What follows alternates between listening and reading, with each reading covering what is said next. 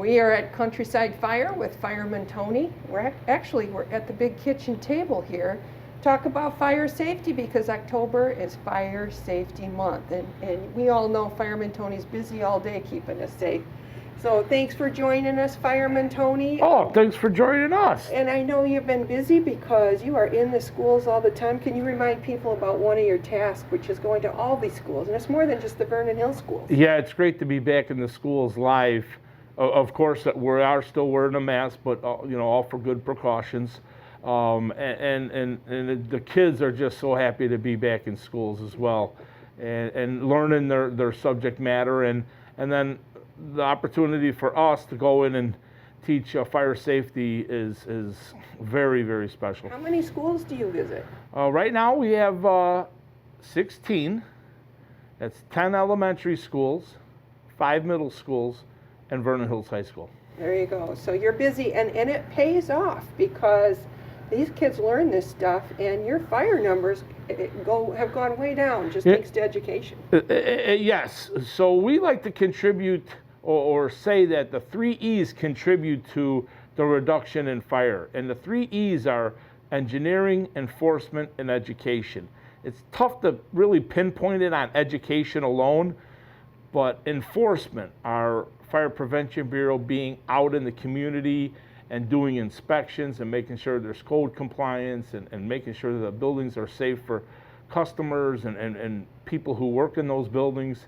And then engineering these fire sprinklers and the fire alarms, helping shorten times to get to a possible emergency.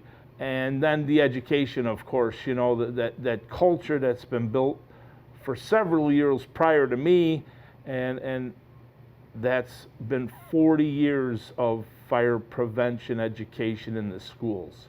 That's huge. That's generations. And that makes a huge difference. Yes, so thank you for doing that, and thank our you to pleasure. all the people that do that. Well, let's talk about some of the things. When you talk about education and enforcement and safety, one of the key things you guys worry about is making sure we have alarms and detectors, and we can hear when there's a problem. You want to talk us a little bit about that? For sure. So coincidentally, the National Fire Protection Association has Fire Prevention Week, and this year's theme is learn about the sounds of fire safety, which are smoke alarms, carbon monoxide alarms. We want you to hear the beep where you sleep. We want you to test your smoke alarms monthly. Change the batteries when we change the clocks, and that'll be November 7th. This year, November 7th is time change, so you don't have to wait for that day, folks. Go ahead and change the battery. It's a guideline. We like to change the batteries twice a year. And then, of course, don't wait, check the date, and that means to change your entire smoke alarm out, typically in 10 years. There's a date stamped on the back of the smoke alarm that will show you, hey, this is when it was born, so 10 years later, change that out. And it's so important because even the fifth grade students, as we were just in the smoke alarm itself, I had to shrink them down when we were inside it for the smoke alarm show. They learned that 70% of people who don't make it out of fires don't even have a smoke alarm or a working smoke alarm, and that's the difference. People were never warned, and they learned that smoke alarms do help save lives. And they're relatively inexpensive if you need one or if you need to change one out. You can always get a hold of Countryside Fire. I know you're here helping people to make sure they're safe.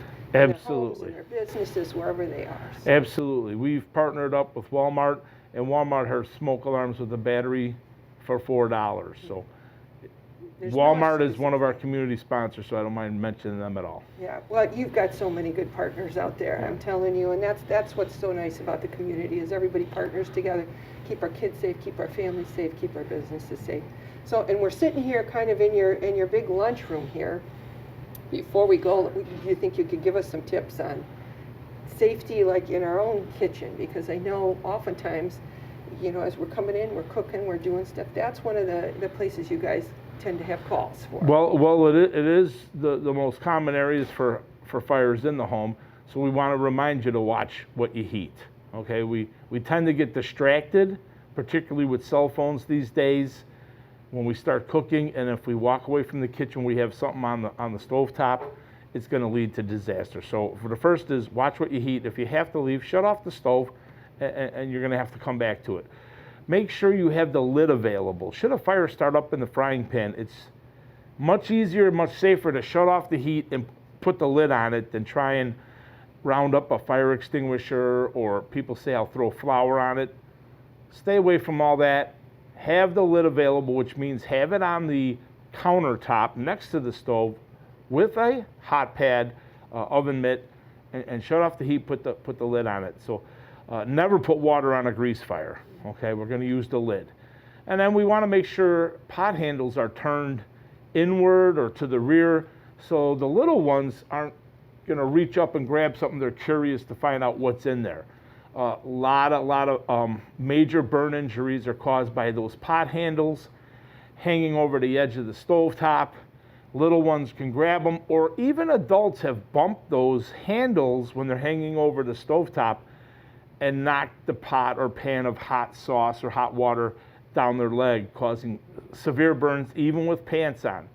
So those are the three major tips. Yeah, and I know you always like us to keep a clear space, whether it's keeping the pets out of the way or just keeping the paper towels out of the way, just keep it clear. So. Absolutely. And as we still are outside a lot, we're raking leaves, but we don't burn leaves or we don't burn rubbish in countryside fire.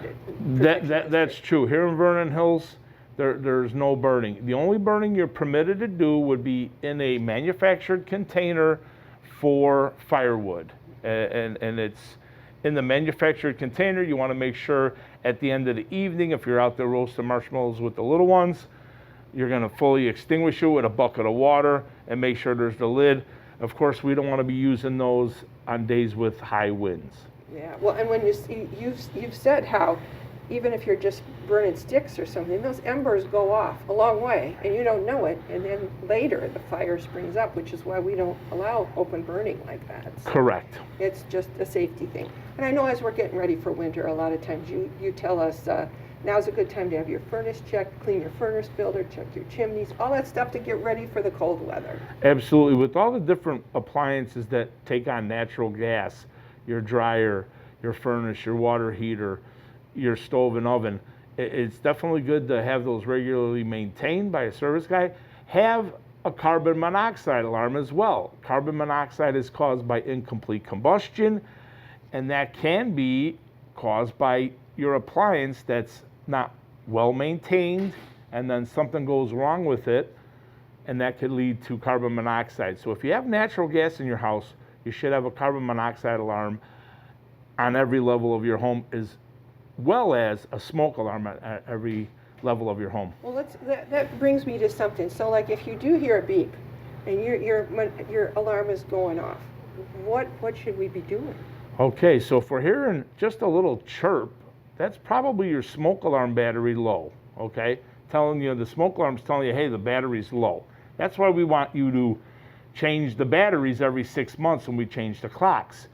You'd have to look at your carbon monoxide alarm. If that's beeping, is that the alarm or is that telling you the battery's low? Okay, lots of them will do that. So typically the alarms are going to be several beeps and a regular pattern. And loud.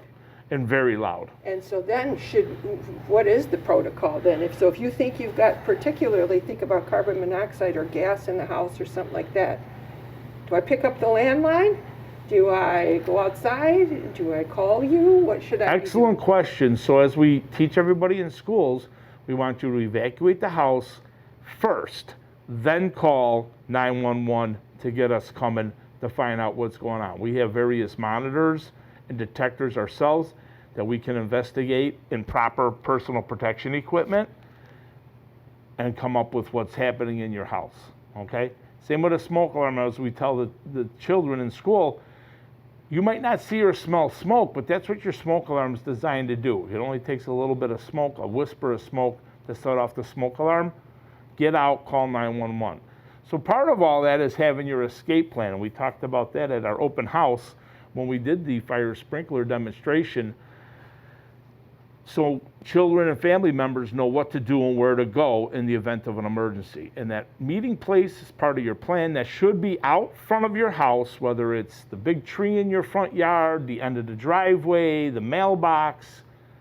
It should be out front so fire department, police department, rescue vehicles can find the family immediately and get the story of what's happening at that time. You can take an inventory of who's there too. It's Absolutely, like you're going to know if yeah. everybody's out. Yeah, and so that's kind of that escape plan. I know sometimes in certain of the grades, I remember you would even have people draw like how you can get out of different rooms, different ways of doing that. So Absolutely. so that's awesome things that people can do even if they don't have kids. And it's very simple, and that's what we convey to the students from kindergarten up through, and we really start to dwell on it 4th grade and up, that the schools take the time and care enough to have plans and practice it, fire drills. Thus, we should do the same at home. Mm-hmm. Easy thing to do, and it kind of takes the scariness out. You practice, you know what to do, you know how to take care of yourself. Exactly, because at those younger ages, when those alarms, the smoke alarm or carbon monoxide alarms go off, it is scary for little ones. But if they know they got to get outside, that's the safest thing for them to do. And know where to go outside, that's key. So. For sure. Well, that's a lot of great information, and you've got many more ideas because Fireman Tony, you've been doing this for years, and you've got a lot of suggestions for us. So if people want to know more, go on the website. Yep. And we always say when we get to the end, just as we did today, if you have a question or if you're wondering, if you wonder what to do, you guys are ready to help. And what do you want people to do? When in doubt, call it out, 911. If you're asking should we call 911? The answer is yes. And you're the nicest guys, and you're the nicest people in town. Well, thank you. So you're never gonna get shouted at because you called for help, because that's what you all want to do, and you want to do it right away. That's awesome. Very good. It's great. It's great to know. Thank you to Countryside Fire. Thank you, Fireman Tony, for those tips. And remember, October and all year round, be safe.